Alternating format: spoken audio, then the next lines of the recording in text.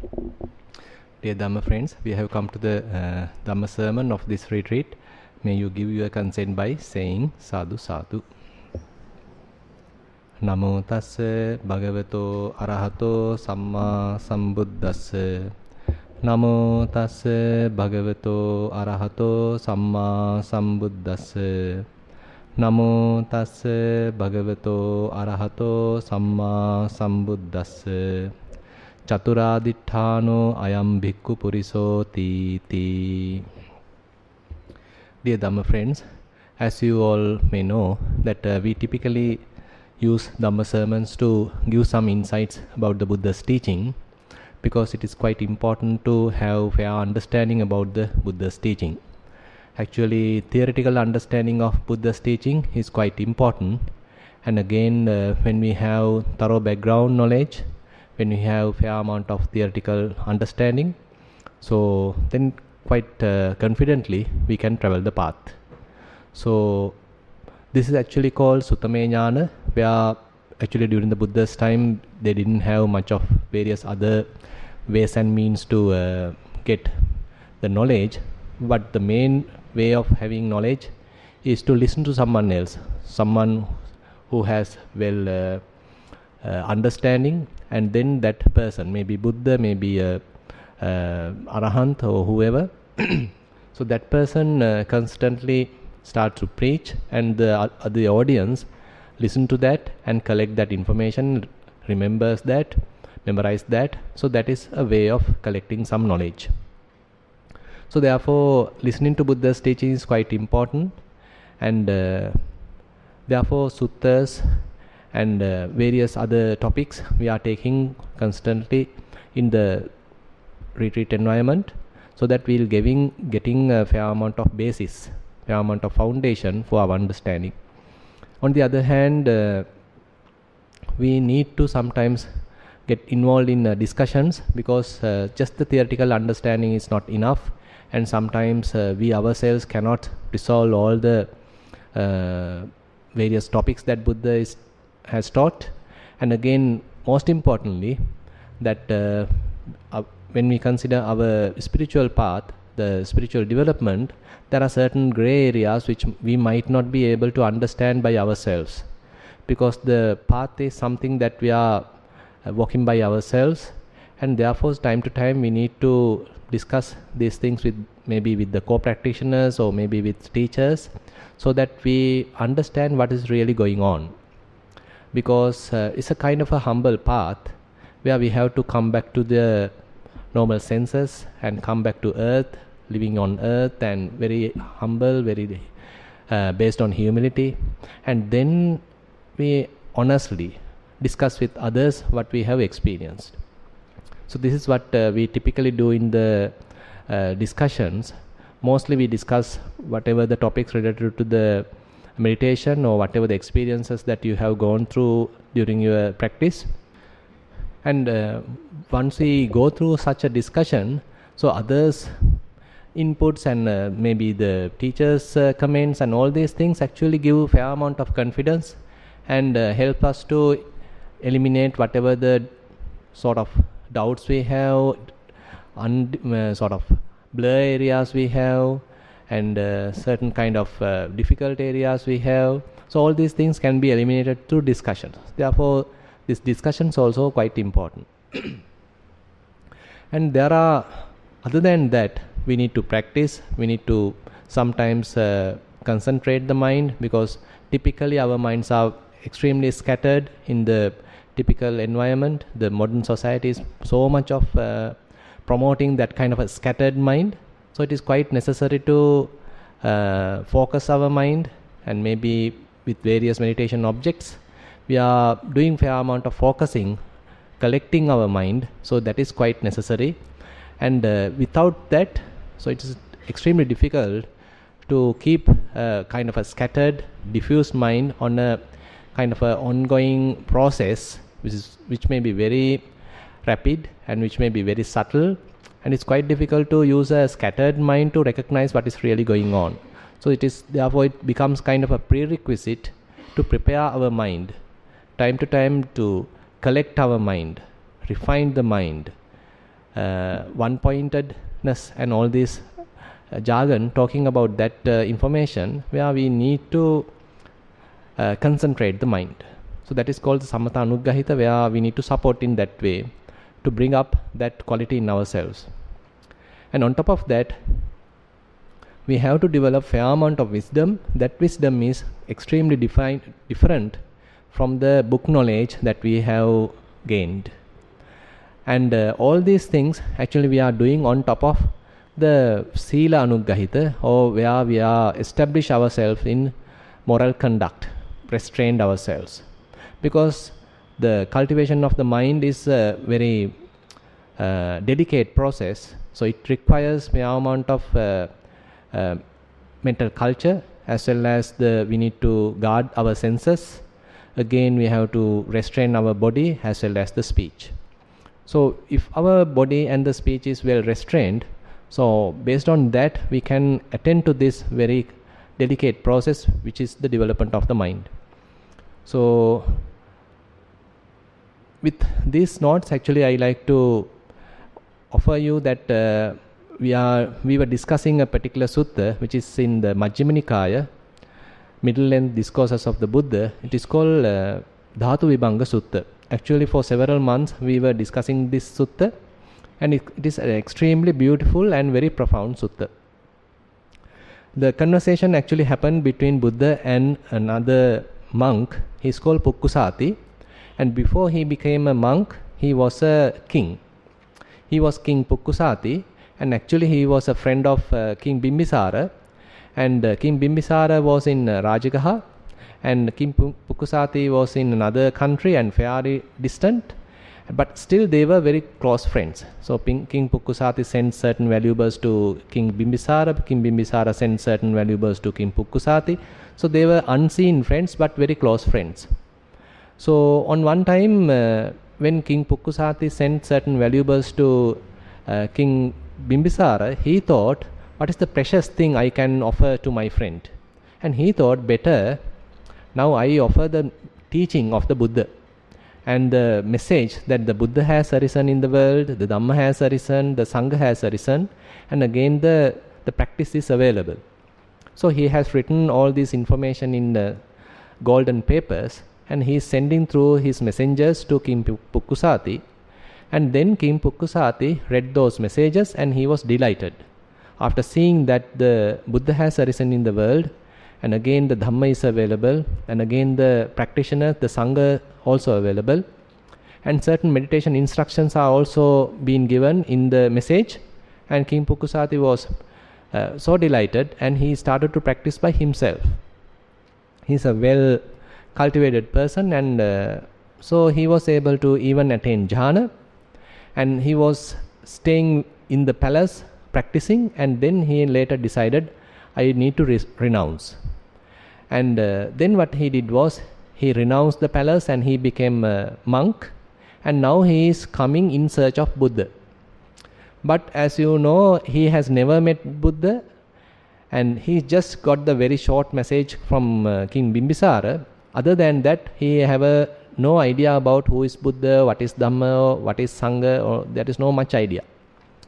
So what happened was that King Pukkusati was coming towards Jetavanaramaya, towards the Sravati. So in between he got late, and he decided to stay at a potter's storehouse. And Buddha get to know that King Pukkusati, or rather now the monk Pukkusati, is coming in search of him, and he understood that he is having certain karma, and so he won't live longer. So as a help to him, so now Buddha is coming to meet Venerable Pukkusati. So it's very beautiful incident happened there, where Venerable Pukkusati enters, or rather requests permission to stay at the potter's house, and the potter of course given the permission, and now Venerable Pukkusati is staying at the potter's house, and Buddha then comes to the same place. And Buddha also very humbly asked the permission from potter, may I stay in your place just for one night? And the potter says that I am all right, there are enough space available, but already one monk is there. If he agrees or if he permits, then I am all right. Then when Buddha approaches Venerable Pukkusati, and he is asking in a very humble way, is it all right to stay at this night, just this night, at this potter's house or potter's storehouse? Then Venerable Pukkusati also agrees that there are enough space available, and he also agrees, and then now Buddha starts also staying with Venerable Pukkusati. And then Venerable Pukkusati was not interested of talking, rather he likes to enjoy the newly available attainments. You know that when certain samadhi, certain concentrations are newly attained or newly experienced, those are very blissful, very joyful. So he enjoys staying in these different samadhis, different concentrations, jhanas, and he is not interested of talking to Buddha. So Buddha understood that he is in a kind of a practice. So Buddha also just let things happen, and he too attained whatever the concentration or whatever the samapatti. And Buddha also took some time. Now both are practicing, they are very quiet. And then late night, so Venerable Pukkusati emerged from the concentration, and now the mind is fairly prepared, very malleable and receptive. And at that time, Buddha thought, I better speak to him now. And he is asking, who is your teacher? And Venerable Pukkusati says, it's the Gautama, the Sakyan who came from the Sakyan family. I heard is the Buddha, and he is my teacher. Then Buddha asks, have you ever seen him or have you ever met him? Even if you met him, could you able to recognize him? So Venerable Pukkusati says that no, I haven't met him, and I am in search of him, and I even won't be able to recognize him. So now Buddha didn't tell that I am the Buddha, I am the teacher that you are in search of. He just asked, is it all right if I teach certain, say, Dhamma or teach certain teachings? Are you all right to listen to that? Then Venerable Pukkusati says, it's all right, you can tell or you can teach. So this way Buddha has taken the kind of the opportunity, and he is now teaching various deep aspects of his teaching. Actually, Dhatu Vibhanga Sutta is more into the wisdom aspect, wisdom side. So you can understand that Venerable Pukkusati already gained fair amount of concentration, and that's why he was enjoying those blissful states. And now Buddha wants to put him into the wisdom side, so he is slowly taking Venerable Pukkusati to stage by stage to deeper levels of understanding. The Buddha first telling that whatever the person or being, what we call as a man or woman, is nothing but 6 elements. So this is the first teaching he is giving. So what are the 6 elements? The earth element, the water element, fire element, air element, and the space element, and the consciousness element. So this is one way of representing the being, representing a man or woman. So actually we discussed these points in a previous Dhamma sermon, so I am not going to elaborate on each and every this topic, but I am summarizing what we did. So 6 elements, Buddha says, is what you call a man. So this is a very beautiful way of analyzing ourselves. So we think that I am so and so, I am from this culture, I am from this nation, I am from this country, I am from this family, so I am this age, my name is this. So like that we have so many classifications, so many categories, so many identifications. But Buddha is telling, even though we have so much of differences which we have created maybe, but Buddha says, as according to his teaching, the person is nothing but 6 elements. So he is simplifying what we understand. So that is something that he is teaching. And then he says the so-called person is 6 types of sense bases. You know, as human beings we have eye base, ear base, tongue base, nose base, body base, and the mind base. And the respective the object, that is for eye the visible contact or the vision, for ears the sound, the nose the smell, the tongue the taste, for the body the tactile sensations, and for the mind the mental objects. So therefore these are the sense bases, and therefore Buddha is defining. So what you call as a man or woman is these six sense bases. This is another way of representing this so-called man or woman. So if you understand that sometimes Buddha gives his teaching with the meaning or through the means of these elements. Sometimes he gives the teaching through the means of the khandhas, the aggregates. Sometimes he pass the message through these six sense bases. So these are different ways of representing the person, and those are quite interesting and again quite deep. And we of course can have a fair amount of book knowledge about these things, but understanding these things, really experiencing what Buddha is talking, really understanding what are these elements is quite interesting. So that is why particularly the meditation is involved. Therefore, certain meditation techniques like 4-element meditation, Dhatu, Manasikara, Bhavana. So that is particularly to understand the element characteristics. You know, in modern day science, so we understand the physical world with various representations. We tell, okay, these are atomic structures, these are waveforms, these are fluxes, and different representations are there about the physical world. So Buddha also giving very profound representation, and he is telling this physical world is 4 elements. 4 elements are the earth element, the fire element, wind element, and the water element. And each element has its own unique characteristics. And through these unique characteristics, we can recognize the availability of each and every element. So, say for example, whenever you feel that there is some kind of a movement, then you can understand there's an earth element, there's an air element available there. Suppose there is some sort of a stiffness, kind of hardness, grossness, roughness, maybe heaviness, lightness. So all these are characteristics of earth element. Similarly, when there are sort of flowing, you understand this is the water element. Similarly, when there is heat available, maybe cold available, coolness available, then that is the fire element. Likewise, there are certain characteristics available. If one is able to understand or recognize those characteristics, then one can understand the availability of these different elements. So that is what we actually trying to do in the Dhatu Manasikara Bhavana or the 4-element meditation. So how we can recognize, how we can understand the availability of these different elements.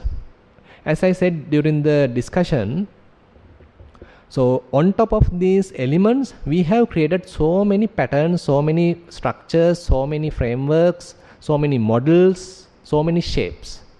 And we actually have lost in all these created structures, created forms, created shapes. Say for example, now I am telling, okay, this is the serviette paper box. So this actually contains all these 4 elements, but we can't understand immediately what are those elements, but we can reasonably understand the majority is the earth element, because it is fairly structured, fairly solid. So the earth element is present. Say if I am talking about this drink, so it is majority is the water element available. When we consider the air coming through this fan, the majority is the air element. So likewise, we can reasonably understand the availability of these different elements. So how can we understand that availability in ourselves, in our body? So that is where the meditation is important. So how to understand the availability of different characters or different elements in our bodies. Say for example, while walking, that you are keeping some attention to your foot, and the foot is now touching the ground. At that time, say you are walking in the tile floor, probably you might feel some kind of softness. Probably you might feel some kind of coldness. So that represents certain elements. Say softness is characteristics of earth element. Say coldness is characteristics of fire element. So likewise you understand, so these elements are there. It is not that I am understanding or I am walking. Now you are changing the perspective and you understand now the availability is there on certain types of elements. Say while walking you feel certain areas are wet, certain areas are dry. Say certain areas are gross, some are say soft, and again you might feel the weight of your foot. So likewise different element characteristics are available. So now we are trying to connect with these element characteristics. Why we are trying to connect with these element characteristics?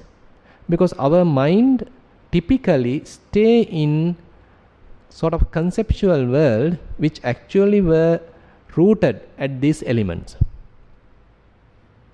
When different elements come together and they can create various shapes, and we actually get lost in these shapes. So we have to go to the root in order to understand what is really happening there. So there is no point of doing sort of vipassana or kind of say seeing the impermanent suffering and all these things in the kind of conceptual world. Rather we have to go to the reality. So that is why we have to little work hard to how to reconnect with these realities, how to reconnect with these very root or very basic elements. That's in a way bit difficult, because as we grow up, as we become adults, we put so many things to our minds. So our mind become very congested, very corrupted with so many informations. Very difficult to go back to these very elementary characteristics, very basic characteristics. So we have to become very sort of humble, very soft, very gentle, kind of a childlike mind in order to come back to this very simplicity. That's why sometimes children immediately can connect with these element characteristics because they have a fair amount of fresh mind. But as adults, we have some fixations in our mind, so it is a bit difficult to penetrate those fixations. So we have to understand why we are doing it. So sometimes people ask, so why are we doing this kind of very primitive kind of practice? So while walking, I mean, you can feel the stiffness. It's not a big thing. So why you spend so much of time just recognizing this stiffness? Why you spend so much of time recognizing this hardness? What's the big deal? So people can ask actually, people can argue. But there's a strong reason. Say for example, in a given time, say if you are able to connect with all these element characteristics with an extremely quiet mind, there's a big difference there. So typically we understand so much theory, so much information through the brain and mostly into the intellectual side. So you have the intellect. Of course, as human beings, we have a big or very say strong intellect, and so through intellectually we analyze, we collect information, and the intellect operates in a very higher level. But now we are going to a different paradigm, not through the intellect, but through a kind of a direct understanding. So this is very much like an intuition. So in order to come back to this intuition, we have to devalue this some kind of intellectual information bombarding in this experience. Say for example, your foot is now touching the ground. Say when it is touching the ground, you understand it may be hard. But when you directly understand it is hard, suppose your mind jumps to the front and talking, oh, it is the earth element. Oh, in that book, earth element had defined like this. In this book, earth element has defined that. Earth element has so many other different characteristics. Now I am experiencing this, but there are 5 other characteristics. Like that, suppose your mind start to talk. Your book knowledge come into the front. Would you think it is the correct way or the wrong way? It is actually the wrong way. So we have to keep this simplicity. How I can just directly connect with this hardness with a very quiet mind. That is where we have to be very careful how to not get mixed up with our book knowledge, with our direct experience. So we have to give more prominence, more priority to this direct knowledge. That is why it is so hard as adults. especially when we become educated. So we have to come to the kind of a childlike mind, how I can go back to the beginner's mind, how I can go back to the fresh mind. And then we are simply connecting with it, with a very utterly quiet mind, very soft, gentle mind. And suppose you are able to connect like that, and then you are simply experiencing various element characteristics. Your foot is touching the ground, now you are experiencing hardness, softness, lightness, maybe the movement. Likewise, different new characteristics are available for you. And say you are simply sitting and you are paying your attention to rising and falling. So rising and falling is the manifestation of the air element, and you can understand the movement happen. Say with a quiet mind, you understand how the tummy is moving, how the belly is moving, how this abdomen is moving, and you are simply keeping your attention there. It may be a very little distance, but you are very sensitive, you are very mindful, very quiet, and this quiet, concentrated mind, again and again, you are keeping on this little distance. And you understand, now it is coming forward, it is rising, now it is going back, it is falling. How much kind of innocence we have to have in order to just recognize this? How much simplicity we have to have in order to just be with this kind of process?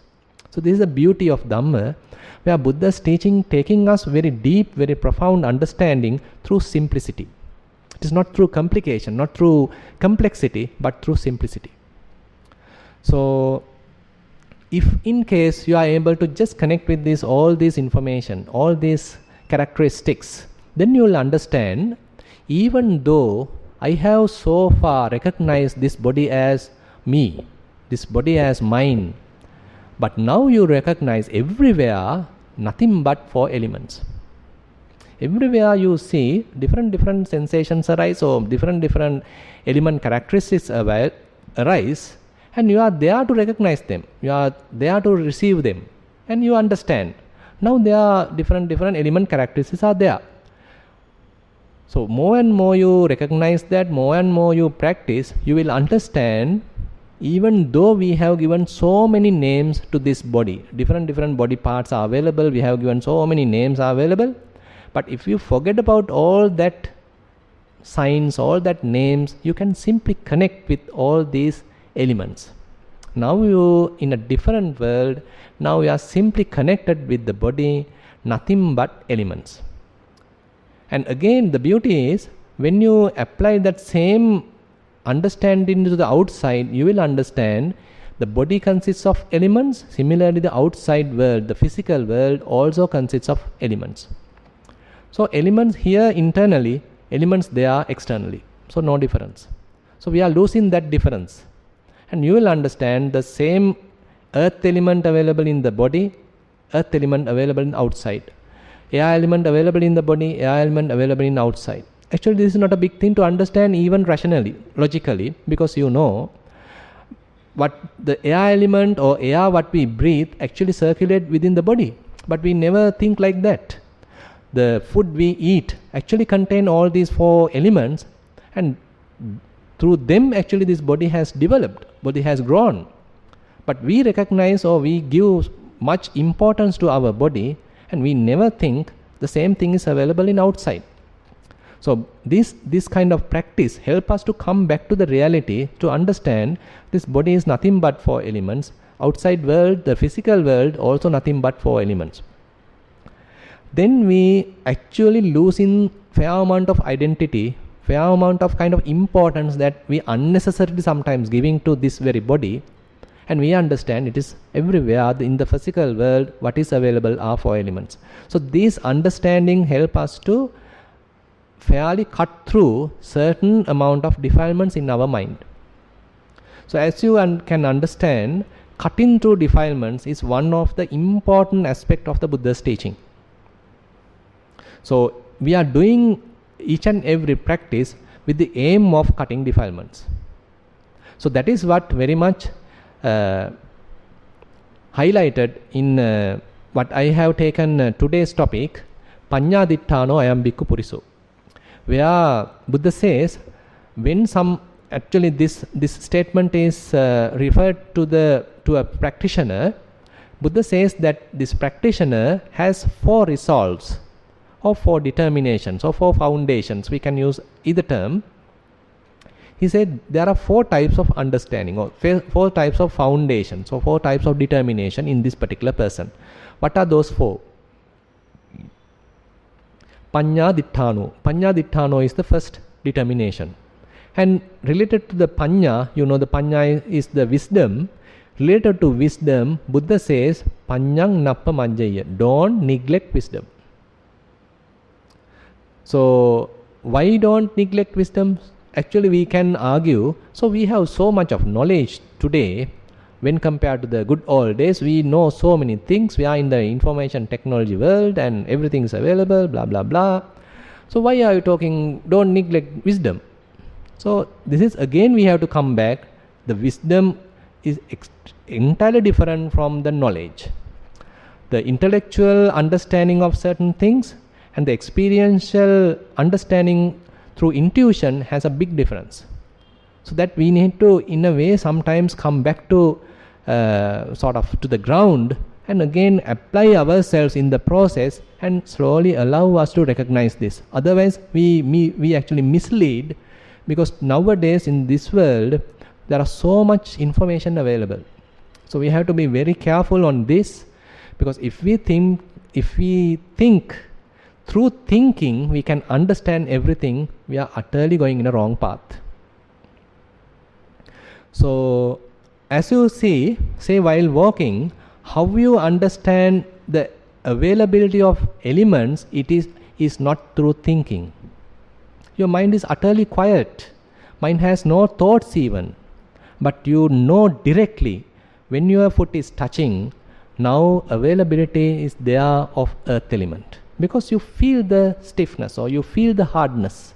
So it's very direct understanding. You don't need any kind of theoretical knowledge at all to understand that. It's very simple, very direct, and you can directly understand that. And so Buddha says, therefore, so don't neglect this development of wisdom.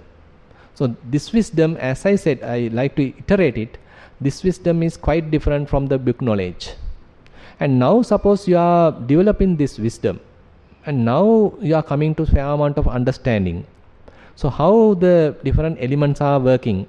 Are they according to my wish? Is it possible to govern them? Is it possible to control them?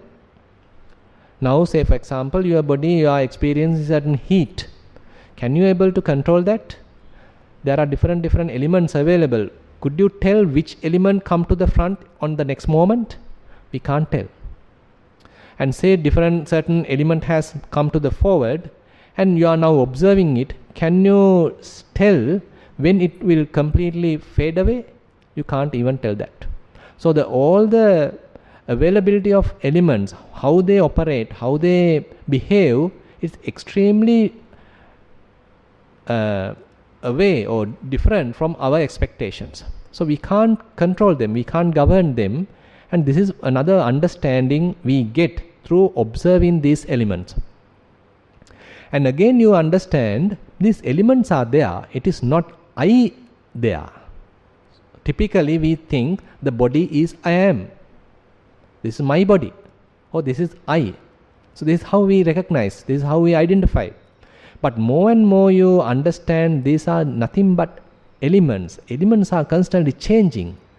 And how can you give some kind of identification to these each and every changing element? Even by logically you can argue and understand, you can argue and question yourself, how can I give some kind of identification to all these changing processes? And all these processes are extremely vulnerable and you have no control at all. And if you are expecting some kind of lasting happiness from this kind of a changing, very vulnerable, very fragile kind of a process, then we are going to suffer. So likewise, more and more you observe, more and more you understand, more and more wisdom develops. So this wisdom, if properly developed, will lead to detachment. So it is not that we are trying to create detachment or we are trying to make detachment, but rather we observe this very nature of the body or very nature of the elements, And if we did this properly, if we have the proper understanding, proper wisdom developed, as a result, definitely have to have the detachment. It's a outcome of this understanding. Yathabhuta jnana dassanam nibbidathaya. So you don't even need to make any kind of a wish that may my mind be detached from this body. There is no need to have such wish even, because if you have the right understanding, as a result, detachment is a natural process. It's a kind of a causal relationship. When certain understanding arises, as a result, you understand what is really going on. And then the automatically mind detach, automatically mind disengage. And what happens next? When automatically mind disengage, and mind can stay without attachment, mind can stay in a independent state.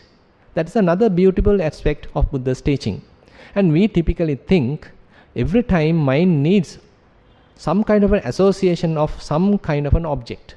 Say for example, when you see something, so our eyes looking something and we are strongly holding some kind of a vision, kind of a visible object, and we are living there for easy terms. Say when you are hearing something, you are listening, and say sounds are there and you are living with the sounds. Say when you are tasting something, you are with the taste. When you are thinking, you are with the thinking. Have you ever thought, out of these 6, do you think that the mind can stay without these 6? But still Buddha says it is possible. So that is where Buddha's teaching takes us. In the Satipatthana Sutta, Buddha says that you are developing mindfulness, say for example using breathing meditation, Anapanasati. And Anapanasati you develop, and once you come to fair amount of culmination, and Buddha says, Anissitoja viharati, nachakinchi loke upadiyati. And the mind starts to come to a different domain, where mind now can stay independent without attaching to any of these things. Say for example, your house has 6 doors, and you want to rest, and you suppose you are keeping say couch, or you are keeping a bed in the middle, and you are simply have a nice sleep there.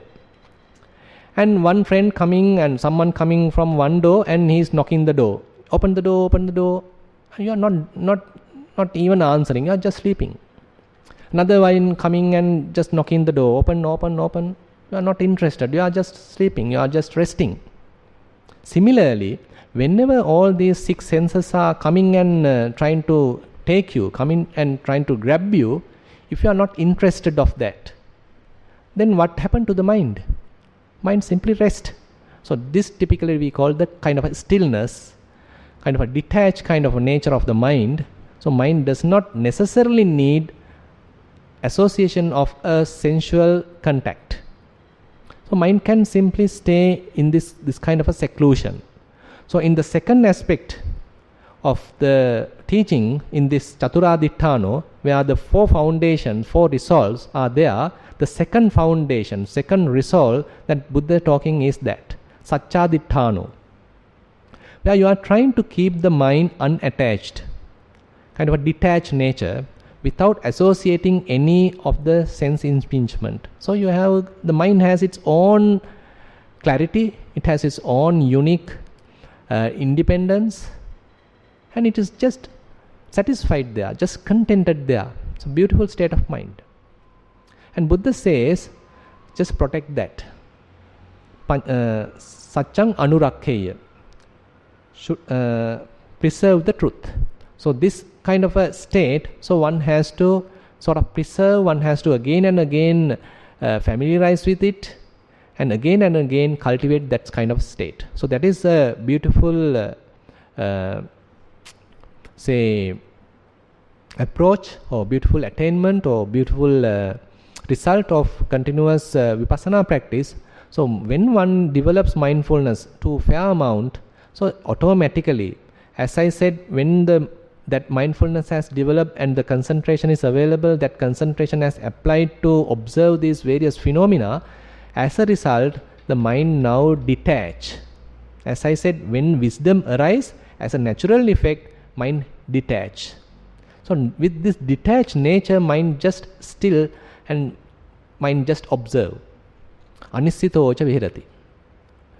So if one is now maintaining that, then still you can understand various defilements arise. Because of the defilements, mind can't stay there longer. That's the other drawback we have. So that is why Buddha says very interestingly, where pabassaramidam bhikkhave chittang tanchako agantukehu upakkilesehu upakkilittam.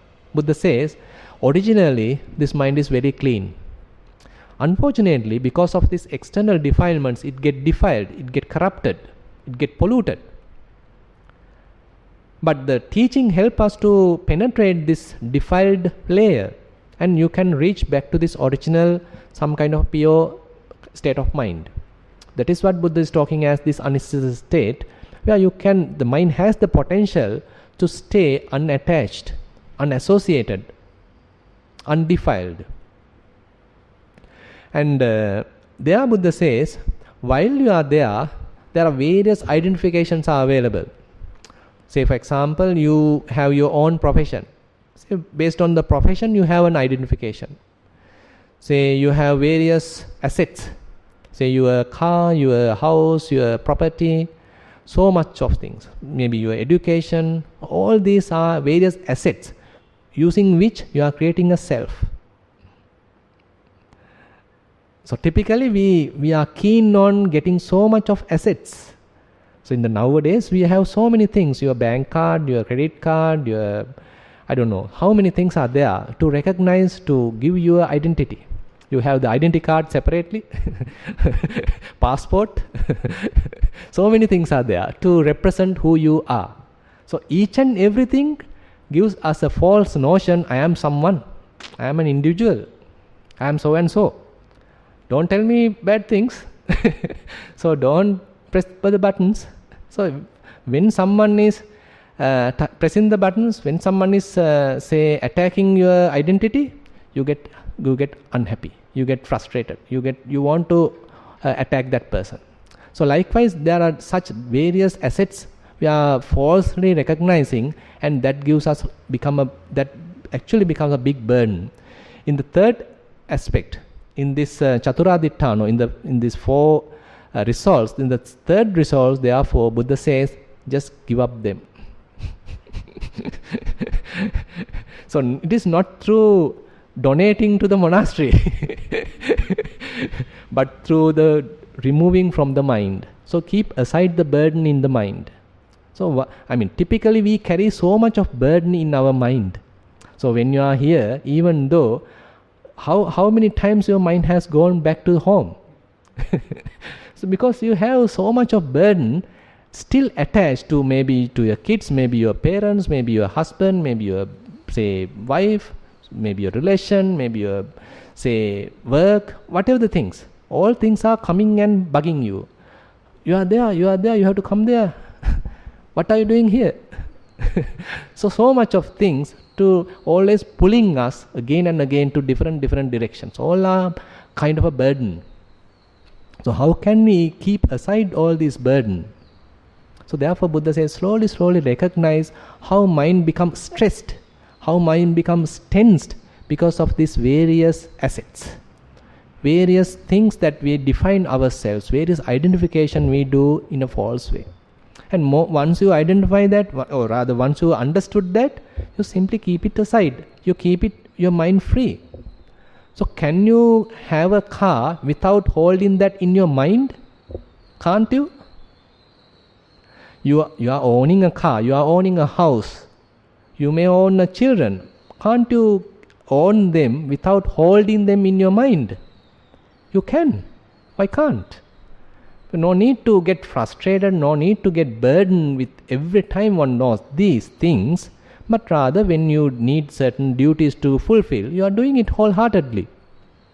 But mind being quiet, mind being unburdened, mind being sort of has its own independence.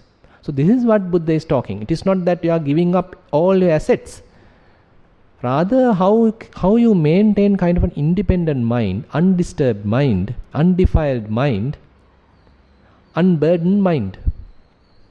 Definitely it is not easy. That is why the Arahant is called the person who has no burden. He has taken away all these heavy burden which we everywhere carry. Wherever you go, you carry all this burden in your head, in your mind. Understand that. If you can understand that, so how much suffering we go through because of this heavy burden. Even though we come to meditate, still again mind feel heavy. Suppose you are fully living in the present moment, say you are in a very beautiful, say, meditation situation, then maybe temporarily you have kept aside that burden. You experience some kind of lightness in the mind. Even your body now feel kind of floating. Because to that level, you feel it. And then Buddha says, as the last resolve, Buddha says, Upasamaditthano. Yeah, Buddha says, related to that means you keep the mind peaceful. And related to that, Buddha says, Santimevaso Sikkheya. And you train yourselves while keeping the mind very peaceful. It is not that peace comes as itself, but we have to train the mind again and again. How can I keep the mind very peacefully? Because the nature of the mind, how in the long samsara, how we have trained it, is to get it defiled. Unfortunately, we have trained it to get defiled, not to keep it pure. That's beautifully Buddha says in Gaddula Baddha Sutta, which is available in Kanda Sangyutta. Buddha says, Abhikkanang sakanchittang paccavekki tabbang Digarattang idan chittang sankilittang ragena dosena mohenati. So Buddha says, constantly, quite often, reflect to yourself. Abhikkanang sakanchittang paccavekki tabbang Digarattang idan chittang. For long time, this very mind has defiled sankilittang ragena dosena mohenati, because of lust, because of hatred, because of delusion. It is not just within this life, but for long samsara, our mind has defiled through this hatred, delusion, lust and all these defilements. That is why it is constantly going back to that nature. It is being conditioned to get defiled. That's why even though you recognize, okay, I can keep my mind for 1 minute very peaceful, but still you can't maintain it because it is conditioned to go back to the defiled nature. So suppose you are doing this as a constant reflection, you are recalling or reminding yourself, for long time this very mind was defiled so long, and what is the kind of a inner request coming from you? Can I at least another minute keep this mind pure? That's a kind of inner kind of a request coming from you, telling, okay, Buddha is telling, okay, so all this long time, this is extremely defiled. After encountering Buddha's teaching, after encountering this kind of practice, and now you are able to maintain at least for 1 minute very pure mind, undefiled mind, unattached mind, still mind, stress-free mind. Can I maintain that for another minute? Can I strengthen that? Can I make it longer? Can I make it 5 minutes? Can I make it 10 minutes? Can I maintain that for, say, half an hour? So, do you think that without doing that, the mind become purified instantly? It never. That's the problem. Sometimes we think, okay, I am just get into a very deep samadhi, very beautiful concentration. After emerging that, my mind is utterly pure. So sometimes this is the dream we have. But it won't happen like that. So that is why Buddha says, all these defilements you have to see through wisdom. You have to recognize how the mind is operating. Without seeing them, without recognizing them, you can't overcome them. That's a very core teaching of the Buddha. Buddha says in the Sabbasava Sutta, Buddha says, without really seeing them through wisdom, without recognizing them, there is no way of overcoming the influxes, overcoming these patterns. So different concentrated states are available, various beautiful, blissful samadhi available, but those are just kind of a blissful state, kind of temporary blissful states. They are not, they actually strengthen the mind, but they don't have the potential to uproot the defilements. Therefore Buddha says, Panyaya disva pahatabba. By seeing through wisdom again and again, Panyaya disva, again and again you are seen through wisdom, then you can overcome, then you can abandon the defilements. So abandoning defilements has to be the core objective in our practice. Definitely you are getting fair amount of bliss, fair amount of maybe at least lightness, some kind of say undisturbed mind, some relaxation, no stress. All these are sort of temporary benefits. But remember, the ultimate objective, the goal has to be how to keep the mind free from defilements.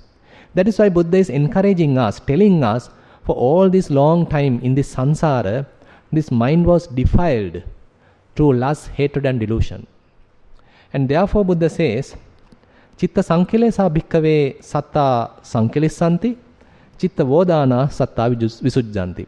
How these beings become purified? It is not by daily bathing or not by cleaning yourself, but by purifying the mind. When the mind is purified, the being become purified. So the mind is the forerunner, mind is the utmost important. So if we are able to purify the mind, so we become purified. So beautifully, probably you might have heard, there's a beautiful sutta very much used in Sri Lanka. It is called Aryavansa Sutta. Aryavansa Sutta has a very old record. You know, in Sri Lanka it is very famous sutta. In the good old days, people are going very far distance to listen to that sutta, Aryavansa Sutta. Say for example, in the 500,000 years ago, say in a particular district, some monkeys announced that in particular continuously they are preaching Aryavansa Sutta. Then from far distance, people are going to listen to that Aryavansa Sutta. This Aryavansa Sutta is talking about the lineage of the nobles. Lineage of the nobles. Aryavansa means lineage of the nobles. And it has, interestingly, it has four main facts. The first fact is talking about that the monks particularly are frugal in the Pindapata. So they are not searching of so much of taste and all the varieties and all these things. They are very frugal in the Pindapata, in the alms, what they eat. The next is where they are very frugal on robes. They are very, frugal. And the next, they are very frugal on their lodgings. And the last is they are very they are what you call the objective is on meditation as well as the abandoning of defilements. So then Buddha says that is not something coming in this lineage or in this Buddha's life. It is the far historical. It is far coming from the old patterns, old lineage. That is the Buddha's lineage. That is the noble's lineage. And Buddha says it is unbroken. Say another Buddha coming, so he is also taking the same kind of aspects.